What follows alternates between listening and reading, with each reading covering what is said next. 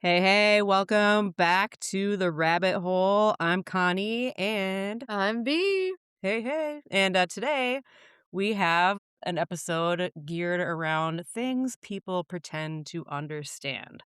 Hopefully, I have some good points to make about these and you know, agree, not agree. I'm excited to talk some shit about people. Let's go. Yeah, let's do it. So, let's see here. So, I have wine tasting, Venus flytraps. Why is that so funny? I wasn't expecting you to say wine tasting. Okay. So, yeah, so number 1, wine tasting, number 2, Venus flytraps, and number 3 are Wachipis. So, What is that? Wachipis. Maybe I should start with that one. Okay, I'm gonna say that I wanted to talk shit about people that didn't know things, but now I'm one of those people. Well, to be fair, I know we're from very different regions in the country, Mhm. so I'm not surprised they don't know what a Wachipi is. Let's So, start off with that. What the heck is a wachipi? a Wachipi, my friend, is a powwow. You've heard of powwows, yeah? Like a huddle? No. So Wachipi is a Lakota or Dakota word meaning they dance. So it's like, Like a sock hop? no, not a sock hop. Native American traditions, but it's not just a dance. So this is actually a gathering where Native communities come together, they sing, they drum, they dance, and they honor their relatives, ancestor, and cultures. So you've never seen, like, powwows before? Or, like, they get around a drum, and the drum usually has a really good beat, and then they sing. I've been in drum circles. Okay, let me pull up a powwow. We'll see if you recognize it. It's really interesting. I guess the Hmm. biggest powwow, or Wachipi, is in Albuquerque, New Mexico, which I didn't know that. I had no idea. But there's other bigger ones that are in South Dakota and Minnesota, and I would say probably more common in the Midwest and the plains. Okay. Okay. I know what they are. They do those at the Seminole Hard Rock Hotel and Casino. Yeah, I've never yeah. been to one. Well, I haven't either, and that's kind of a bucket list thing. I'd love to go. It sounds like they're very welcoming, but of course, there are rules, right? I know you have to be invited to one. So, not necessarily. It depends on how big the Wachipi is. The smaller it is probably more intimate, where you would have to be invited, I think. So, there's the grand entry, which is kind of like the opening ceremonies. Think like Olympics, where the dancers enter with their different flags, their eagle staffs. There's veterans, there's elders. And then we have the drums and the singing, and the drum is obviously the heartbeat of everything in the dance and the singing. They have different categories. There's like traditional dance, fancy, jingle styles differ by region. And for the intertribal dances, that is when they can invite visitors into the circle, which I think would be a very special thing. I think you'd have to like really mean something to be invited into a circle like that, but I could be wrong. My cousin was invited to one time, and it was because she was close to the family, but they typically wouldn't See. invite. Yeah. Right, right. Yeah, and then there's contests where there's money awarded for singing and dancing, and the clothing, very important. It's not a costume, it's called regalia. So that represents their identity, their family history, and their, personal meanings. There's arts, crafts, food, and vendors, and they have really pretty Native American beadwork, clothing, jewelry, and then the food, which I've had some of the food just because it's, again, like, regional, and some people open up shops, like taco shops and native shops and food trucks and stuff, but Indian tacos, I don't know if you've ever heard of those. So, to start off, the base of the Indian tacos is fry bread. So, fry bread is this really yummy, puffy dough that they fry, and you can eat it with, like, honey, powdered sugar, or you can use it for an Indian taco, which is basically the fry bread layered with, like, the So it's like meat, a the chalupa. cheese. Yeah, actually, yeah, that's a really good comparison right there, yeah. And then there's it kinda cracks me up, they've got Pepsi, and lemonade is pretty big for those too. Bison, like bison stews or bison burgers, wild rice dishes. And I didn't realize this, but wild rice, I think that's also a very regional thing where you find wild rice in Minnesota, parts of Wisconsin, and you harvest it from marshy fields or rivers, and depending on what area you're harvesting from, you may have to have permission or special permits, maybe a permission from like local tribe, but you can't just like go and harvest it from a river. There's also a special way they do it. They go in canoes and they have like two sticks and they use one of the sticks to bend over the stalk of rice and they use the other stick to tap it to get the grain to fall off and into the canoe. So I thought that was really pretty interesting. Considering I didn't even know what a wachipi is, wachipi, right? Yeah, yeah, what cheapy. Yeah. Then I would say that this is something that's definitely misunderstood. And are you Yeah. Native American or did you just like honor their culture just for Yeah, I feel like I know again, my knowledge is very basic, but growing up where I grew up, we were taught the history of all these cultures in the state and to respect it. If I hadn't grown up here, I probably wouldn't know. I love that. Yeah. Well, thanks for explaining that piece. Yeah. But I bet even people who do have base knowledge on this would probably just say that they just sing and dance around. But there's more to it than that. So Absolutely, it's a lot of culture. yeah. So moving on, item 2, wine tasting. So do you have experience in tasting wine, V? I have minimal wine tasting experience, extended to or limited to Cooper's Hawk wine tasting. Okay. Okay. I'm And guessing that's like a it's like a local winery. chain. Yeah, Okay. I'll tell you, Okay. great wine, great wine. But I don't know $7 wine from a $700 wine. If my Yeah. life depended on it, I buy Costco wine from the box, the Oh, from the Malbec on the box? Mm. box, because it is superb. Yeah. There are some decent box wines, but also Costco has some decent wine. You know, I would buy Mhm. it from the bottle, probably. I'm not a big box wine person because, Until you try this, yeah. Okay. Okay. Fair enough. Fair enough. and it's like $7 Yeah. for, like, a liter of wine. So that's like a cheap night right there or cheap I don't know, month. up to Yeah. you, depends. Yeah. Yeah. Up to you what kind of fun you want to have, you know? So there's different steps to wine tasting. And I will tell you, my kind of wine tasting is like, okay, glug, that was good. You know, like I don't think much about it. To me, it's like, does it taste good? Does it not taste good? Right. But first, you're supposed to look at the wine, right? And by the way, anytime that they've brought a bottle of wine to like my table at a restaurant, I hate it when they pour a little bit and then you're supposed to act like you know what you're doing. And I'm just like, just pour me a glass, we're fine. I hate having to, like, try to pretend I know what I'm doing because I really don't. So it's like, just pour it and go away. When that happens to me, I have this, like, terrible intrusive thought, and it's, "Spit it back out and tell them to get you a new one." Well, that's what I wonder. So they come to the table and then expect you to do this. Well, what if you don't like it? What if you don't? Are they gonna, "Oh, let's go get you a different bottle to try." Like, are they gonna do that?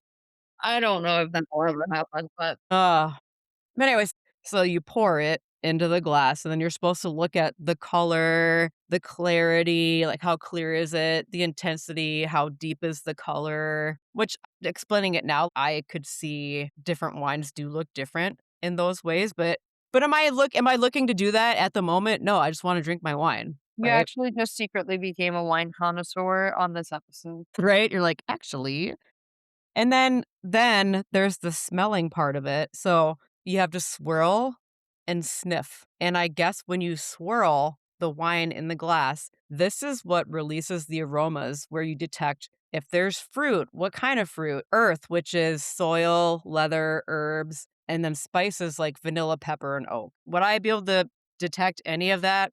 Probably not. I could tell if it smelled strong, but I don't know that I'd be able to pick all of that different stuff out. I remember the first time that I went wine tasting, and they leave you the description the same way that, like, if there's a meal, they give you the ingredients in that meal, Yeah. and it was cherry oak with a slight burnt.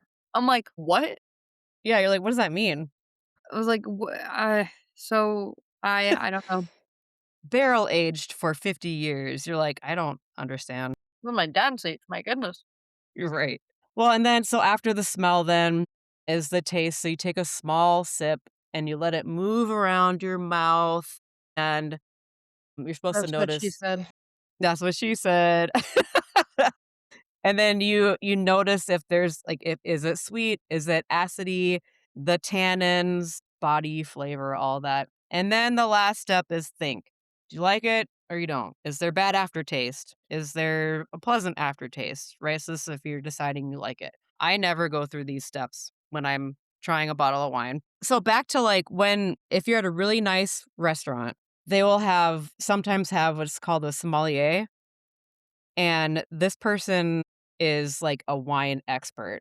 So they help you choose a wine based off of the food you order. Are you eating steak or are you eating pasta? Your taste preferences. Do you like a lighter wine or something that's going to punch you in the face? Your budget, it's you like the $7 box wine, I might like a $25 bottle of Chianti, whatever. And then the experience, are you a first time wine taster? Are you drunk every night, right? So I will say I do like Chianti, which is a more I don't know, more lighter, food friendly wine. You can eat just about anything with it. Pasta dishes, tomato based foods. It's from Tuscany, Italy. But my husband, he likes Syrah, which in my opinion is the punch you in the face because it's really peppery, bold, and it makes sense that it's Australian because I mean, maybe this is what know from Outback Steakhouse, but I figure like Syrah goes really good with steak, grilled meat, spicy food. Well, I mean, it sounds like stuff I would eat at Outback Steakhouse, so why not, right? But yeah. And then there's also, for anybody listening, in case you have not watched, but on Netflix, there is a documentary called Somm, and it showcases how one becomes a sommelier. So, a wine expert. And it's really interesting because they basically study to be able to blind taste and guess the grape, the region it's from, and the year it was bottled. I think I'm too dumb for that. Same. Yeah, same. I mean, it's crazy. And then beyond that, they study wine history, the production. They have exams that supposedly are harder to pass than exams in the medical field just because they're high pressure, there's so much to remember, and they're always in these fine dining settings. I think there's a couple of different Somm documentaries over the years. They've done more follow-ups and stuff, but on the very first one that I watched, probably around 2014, I think. So people who are studying to become sommeliers, they would get together to taste the wine. And my interpretation is they would taste, swish, spit, repeat, right? They'd be like, "Oh yeah, pepper, pepper. I'm tasting pepper. It's bold. It's this Australia, Northern Australia. Maybe in the outback. Blah blah blah." And they'd spit it out, and then they go to the next one. And so they weren't drinking the wine. They're constantly Just like tasting it, yeah. just Because you don't tasting it. wanna get drunk, you just wanna be able to taste it. Correct. But there was one guy who every time they studied, he would bring a six-pack of beer with. Oh my god. Yeah. So That sounds really interesting. That sounds like something that I might want to do. I think it'd be I think it'd be really hard, but it also could be like kind of a fun, different hobby. I wonder how much a sommelier makes. Yeah, but you don't do the hobbies because they're paying you. No, I know you because you love it. Kind of like us in the rabbit hole. Like it's fun. So we're, But we don't get to. yeah. So on to number 3, Last the but not Venus. least, Last but not least, the Venus flytrap. him. Do you know anything about Venus flytraps? Yes. Tell me more. So, essentially, what they are is, like, they're, a little open mouth, kind of like the mouths that you find in Mario Kart, and Yeah. what happens is a little fly or bug will go in it, and it's triggered by the little hairs on the outer lip, and the moment that it touches those little hairs, they'll go ahead and trap it very Yeah. slowly, and then it kind of, like, digests the same way that we would with, like, some sort of chemical that I don't know about, and Yeah. then that gets kind of, like, sent down to the base, to the roots, and then that's where it takes all the nutrients. Man, so she really does know about this. Okay, well done. So, Tell me what I don't know, though. I mean, you pretty much hit it all.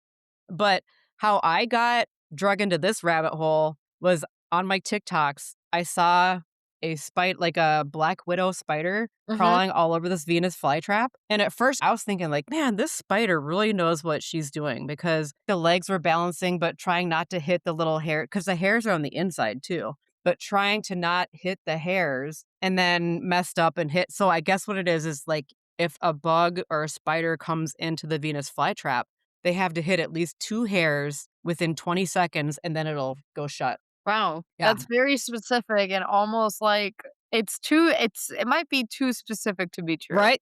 That's what I thought too, but that's I mean, across, like, several websites, Wow. it yeah, I know, pretty wild, That's right? a But, yeah, I kept seeing, like, a bunch of spiders get eaten, and I guess too, like, a lot of the videos I saw, which kinda made me go more into a Google search or whatever, or AI search, right, was why are all these bugs and spiders attracted? There's, like, some sort of really sweet liquid. plant juice. I mean, basically, yeah, so they're attracted to it, and it's just really, really sweet. They kept saying it's like they're on drugs, so potent, they just crawl over it and wanna eat it because it just is irresistible, right? Are you saying that the Venus flytraps are the equivalent of someone high looking at the sun? I mean, maybe, maybe, I don't know. Pretty interesting. And once they're sealed inside, I think the more the spider or the bug moves, the tighter the fly trap squeezes them, Oh and my then god. there's enzymes that digest over a couple of days, and then when it opens back up, all that's left is an exoskeleton. Wow. Yeah, I know. Yep. Well, that's very cool. I think you did a great job at explaining it. Well, couple closing points though here, just because people wonder, right? So they're not dangerous to humans. We're too big for them to digest, obviously, right? Although I don't know. I don't know if I'd want to stick my finger in one, not even just It to test it. it then nothing happens. Like, Okay. you'll trigger it Have you and it done it? yes, you'll trigger it, it's Okay. gonna shut, but then you can pull your finger out. So the second part of that is each trap only closes so many times. So, like, if you're screwing with the plant all the time, you're gonna kill it because it only opens and closes so many times, That actually right? explains so much because now I understand why the Home Depot plants are always dead. Oh, that's sad. Now I'm not gonna do that anymore. Yeah. So another thing is they only grow in a very small region of the United States, and it's the coastal plains of the Carolinas. And they don't just rely on meat, right? They also rely on sunlight. So they need sunlight and they need the meat. I'm gonna So, show you something real quick, alright? okay. So, this is not a Venus flytrap, but you can see over here, I call it my ball sack plant. It is also a carnivorous plant, but, like, these little tiny ball sacks that it has, what it does is it'll trap the little buggies Yeah. inside here, Hmm. and then it's filled with little waters, they drown in there, and then they absorb them. So I really what's the like scientific name? not the ball sack plant. L Balsac plant? I don't know. Or let me see, what is it called? Sac de Ballo? Stop, stop, stop. I think it's so cute, and it has some tiny ones. Hold on, what are these? So this is called a Nepenthes Gaia, but look how tiny some of these are. So like this right here is like new growth. So this Yeah. is gonna come out from Okay. there. Look how Yeah. tiny this guy is. Hmm. He's itty bitty. I have some big ones too. I think it's so Yeah. funny what plants are called sometimes. Like, I have a plant and I get one every couple of years, but it's called the wandering Jew. Yes, I have a wandering Jew.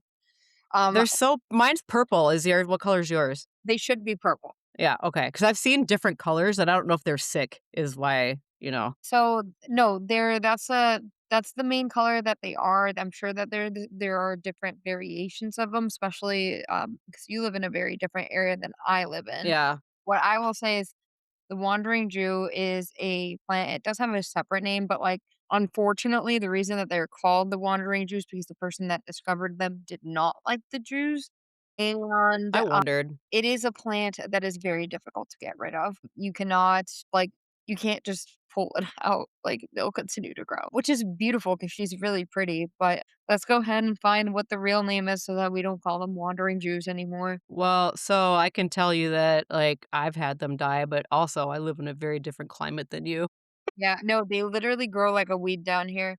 which, you know what, makes so much sense.